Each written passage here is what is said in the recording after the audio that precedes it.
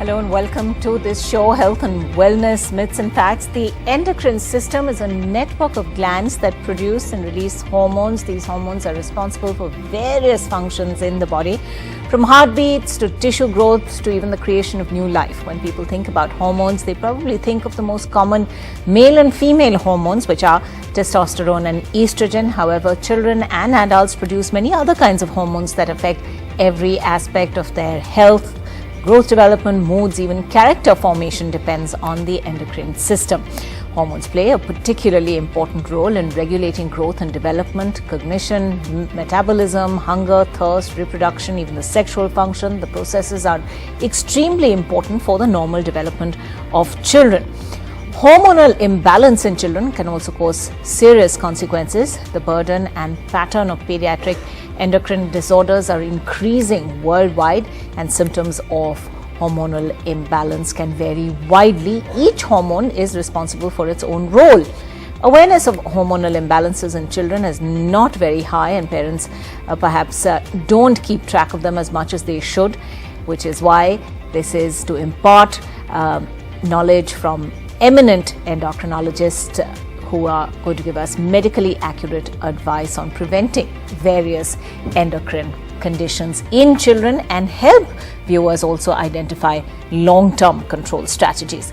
Joining us on the program today, Dr. Ghanshyam Agarwal, consultant endocrinologist. He's joining us from Lucknow. Dr. Preeti Dabadghao, Professor, Department of Endocrinology at the Sanjay Gandhi Postgraduate Institute of Medical Sciences, Lucknow, is with us.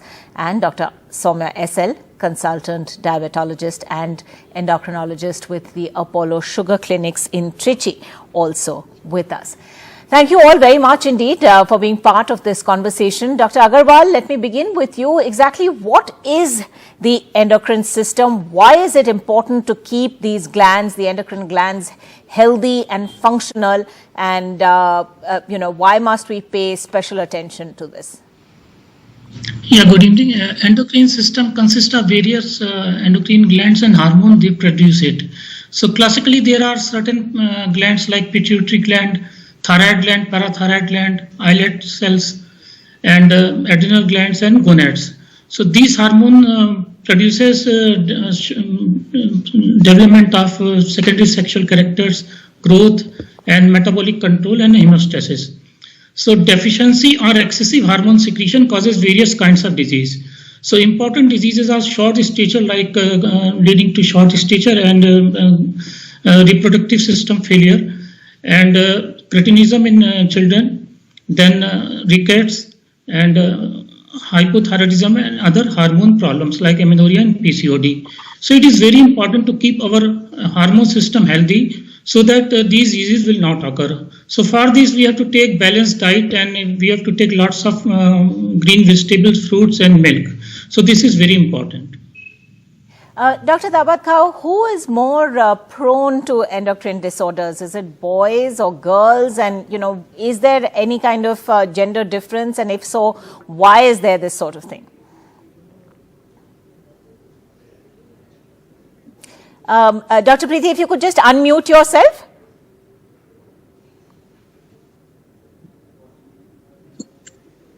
Prevalence of endocrine diseases are different in boys and girls, but generalization cannot be made that hormonal disorders are more common in girls or boys.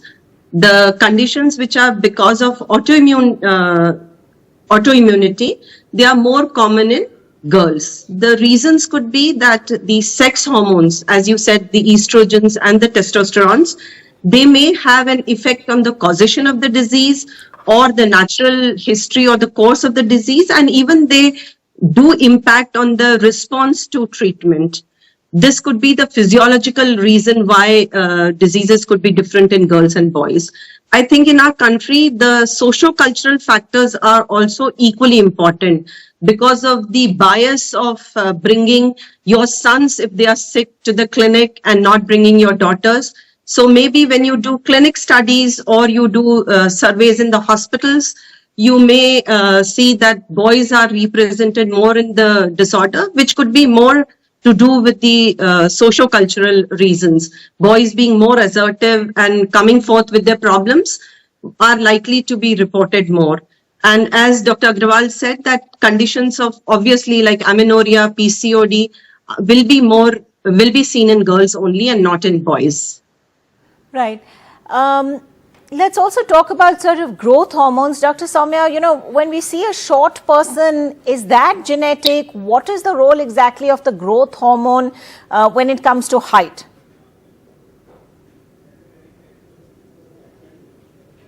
Dr. Soumya is the most important hormone that is hello? Yeah, we can hear you. Go ahead. Yeah, growth hormone, as the name implies, that is the most important hormone that is essential for our proper growth. So this growth hormone is secreted from pituitary gland, which is a gland situated in our brain. So this growth hormone acts on the liver to produce another substance called insulin-like growth factor 1. So both this growth hormone and this insulin-like growth factor 1 acts on the growth plate, which is situated at the end of the long bone and promote the bone growth. So growth hormone promote not only the bone growth and also the muscle growth. So the linear growth is the main function of this growth hormone. And apart from growth hormone, other hormones are also important for proper growth, like thyroid hormone, sex hormones, and also nutrition is also important apart from growth hormone, like nutrition in childhood and adolescent days are also important for the proper growth. Right. Dr. Agarwal, if I can just take this forward a little more, what exactly is a growth hormone deficiency and how would a parent know if their child is suffering from this kind of deficiency? As already mentioned by Dr. Soumya, that growth hormone is produced by pituitary and causes linear growth. So whenever growth hormone is deficient, whether it is because of there is an anatomical destruction of pituitary, not development of pituitary, or there is a mutation in growth hormone producing cells. So deficiency of growth hormone produces short stature and decreased final target height, and there is a slow velocity of growth. So these three features are very important. Apart from this, there is a disproportionate body structures, and there is a small penis size, and there is a chubby cheek. So these are the features can occur. So sometimes there is a mutation in growth hormone producing cells also produces a growth hormone deficiency. So for parents, they should always keep the growth of child. If there is a deficiency, they will be short in comparison to other peers. And there is a deficiency also causes the dysmorphic features. Whenever these 2-3 things are present, they should always consult with pediatrician or endocrinologist. Right. Dr. Preeti Dabadghao, just how is this growth hormone deficiency diagnosed? How is such a deficiency treated? So first, as Dr. Agarwal said, growth hormone is secreted by the cells in the pituitary. Yeah. Before we do any test to diagnose growth hormone deficiency, we should rule out all common causes of short stature like hypothyroidism or diseases affecting your absorption, nutrition, liver, kidney. Once you're sure that none of these diseases are present, then you assess the pituitary's ability to secrete growth hormone to either a physiological stimulus like exercise or to drugs or pharmacological, as we call as a stimuli. And a random value, that means you take a growth hormone sample at any time of the day, has no meaning in diagnosis of growth hormone deficiency. The pituitary has to be stimulated to secrete growth hormone, and if it cannot be stimulated, then you diagnose growth hormone deficiency. And treatment of growth hormone deficiency is by giving growth hormone injections. And the injections are given just like as you give insulin to a patient who has diabetes. Very similar injection. It is given under the skin. Up till now, the growth hormone had to be given daily in the night because the maximum or the peak secretion of growth hormone occurs during sleep. So we try to mimic that physiology and give it at night. But now preparations are available where you can give growth hormone weekly. And results of or response to therapy is similar to daily injection as well as to the weekly injection. Right. Dr. Soumya SL, if you could tell us a little more about puberty and what hormonal changes actually happen during puberty. So puberty is a phase of life when a girl or a boy becomes sexually mature. So these pubertal changes starts at around 8 to 13 years of age in a girl and 9 to 14 years of age in a boy. So the initial pubertal change in a girl is usually the breast development and which is followed by the appearance of hair in the pubic area and in the armpit. So menstruation is usually the last thing. In a boy, usually the first sign of puberty is enlargement of the testes, which is followed by increase in size of the penis, appearance of hair in armpit and pubic area, facial hair appearance, and change in voice. In both sexes, there can be acne and a rapid growth spurt can be there in both sexes. And with this, puberty also brings about a lot of emotional changes also. So the hormonal changes that is seen in puberty. The puberty is initiated by a hormonal signal from the brain.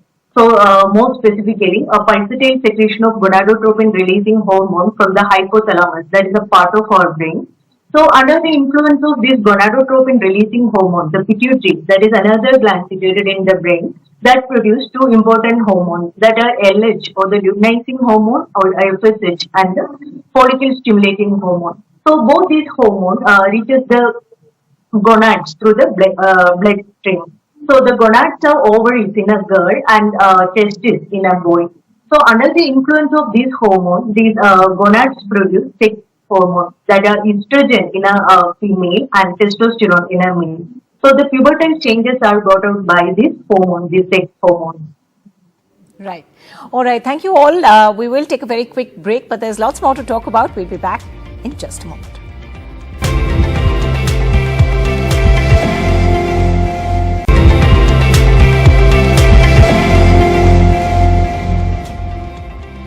Welcome back. We're having a very serious and interesting discussion on hormones, and let's go straight across now to Dr. Agarwal. Dr. Agarwal, what is amenorrhea in teenagers and what exactly causes missed periods? Yeah, amenorrhea is quite a common symptoms we are getting in female patients, teenagers, and it is defined as an absence of menstrual cycle for one or more times in a row. So this could be primary amenorrhea or secondary amenorrhea. Primary amenorrhea is that means up to the age of 15 if there is no periods. The most common causes like there is a non-development of gonads like ovaries, or there is a defect in pituitary gland. And sometimes there is an anatomical defect in the uterus. And then secondary amenorrhea means after the menarche, means after the periods, there is a amenorrhea for two, 3 missing periods in a row. So the common causes of this secondary amenorrhea is like PCOD in teenagers, girls, then hypothyroidism, hyperprolactinemia, pituitary deficiency, and other hormones. As rightly mentioned by Dr. Soumya, there is a balance between the hormones like LH, FSH, prolactin, estrogen, and the most important, the cyclic variation is also needed. Apart from the absolute value, there is cyclic variation is also required. So whenever these problems occur, like in PCOD, there is hormone is there, but there is no cyclic variation properly. So amenorrhea can occur. So the good thing is that most of the amenorrhea most of the time is treatable. We have to diagnose and treat accordingly. Dr. Dabadghao, what happens if a child starts puberty early, and just how common is this early onset puberty? Early puberty actually can be divided into two categories, or maybe according to the age. As Dr. Soumya told you about the normal age of puberty. So if girls show any sign of puberty early on, or even boys when they show signs of puberty, say at 8, 9 years of age, that is called as early normal puberty, because that is the time when the first pubertal changes are occurring. So these children usually present with some minor changes or occurrence of secondary sexual characters like breast budding or just some change. And these children eventually end up being normal in their height and usually do not have any problems later on.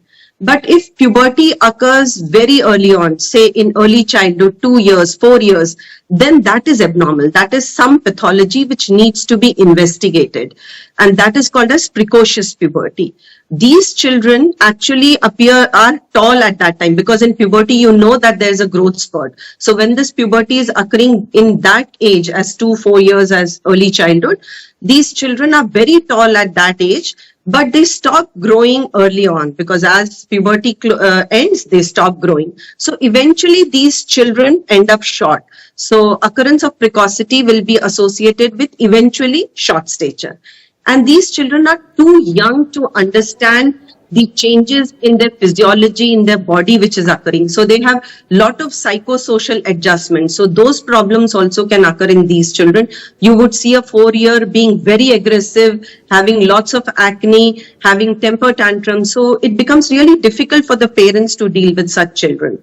And another important thing is that these children are at a high risk of sexual abuse. So any sign of puberty which is occurring early on, parents should be aware of it. They should take the patient, the child to the pediatrician and a specialist pediatric endocrinologist to have a proper evaluation. Right. That's a serious red flag that you bring up over there, and something for parents really to think about beyond the immediate sort of physical or medical ramifications of this. Dr. Soumya, what about delayed puberty though? What is the most common reason there? And similarly, would people with delayed puberty be taller, just as those with early onset puberty sort of in many cases tend to be shorter? Yeah. Delayed puberty is defined as the absence of first signs of pubertal development beyond the normal range for that particular population. So in clinical practice, if there is signs of pubertal development, like if there is no breast development by the age of 13 years in a girl, and absence of that testicular enlargement by the age of 14 years in a boy, then it is considered as delayed puberty. So the most common cause of delayed puberty is constitutional delayed puberty. Actually, it is a normal variant of the normal growth and puberty. So this is due to delayed reactivation. We already discussed that hormonal changes that occurs during puberty. So these changes are delayed in these children with constitutional delayed puberty. So about the height in a child with delayed puberty, actually that depends on the cause of what is the cause for that delayed puberty. If the delayed puberty is due to constitutional delayed puberty, these children are shorter when compared to their peers during their childhood, but they catch up to others by the age of 18 years. And as adults, their height is normally in the, they will be able to maintain their height in the normal range. But in some other conditions of delayed puberty, like Klinefelter syndrome and Korman syndrome, so in these conditions, as adults, they are taller than the normal population. But if the delayed puberty is because of some conditions like Turner syndrome or hypothyroidism or multiple pituitary hormone deficiency, in these conditions, the child will be, as an adult, they will be shorter when compared to the normal population. Right. So in fact, the etiology of this delayed puberty, that determines the height of the child. Dr. Agarwal, we just heard Dr. Soumya bring up hypothyroidism, but what exactly causes hypothyroidism in children, and what is congenital hypothyroidism? Yeah, I think this is the most common problem in boys and girls both. Hypothyroidism means less secretion of thyroid hormone, and it causes sometimes goiter. There is a mental problem, mental retardation, and there is a constipation, dryness of skin, and short stature even sometimes occur. So the hypothyroidism, the most common cause is in India is iodine deficiency, followed by autoimmune thyroiditis known as Hashimoto thyroiditis. So there is antibodies in the body that causes destruction of gland. So now coming to congenital hypothyroidism, 1 in 4,000 child born with hypothyroidism, and that is very important to diagnose because the first year is very important for the mental development. If there is a deficiency persists, so most of the child remain mentally retarded. So this is very important time. So we have to just screen this child by simple blood test during the first week of life. And the causes of this neonatal hypothyroidism is dysgenesis of thyroid glands, means not development of thyroid gland, or there is sometimes a mutation in thyroid producing cells, or dysharmogenesis, means hormone is produced but is not working properly. So this disease is definitely very common and is very important to diagnose because it causes lots of burden on society because of the mental retardation. Right. Dr. Preeti, anything you'd like to add to that in terms of, and also maybe Tell us a little more about hyperthyroidism in children and what causes that. Dr. Preeti, if you could unmute yourself again. Ankita, could I just add to what Dr. Agarwal said? Because congenital hypothyroidism actually is a very serious condition for the society. And all developed countries and many of the developing countries have a newborn screening program for congenital hypothyroidism. It just takes 2 drops of blood on a filter paper to have a diagnosis of congenital hypothyroidism. If you don't have those facilities, even a venous, means a blood sample taken routinely for a thyroid function test, can be done, and the family as well as the society will benefit from this. So through this platform, actually, I would encourage everyone listening to this to actually educate people to have newborn screening, which should be done after 72 hours of birth, and diagnosis should be made within the first week, and treatment should be started by 2 weeks of life. It is so very imperative to diagnose and treat so early on.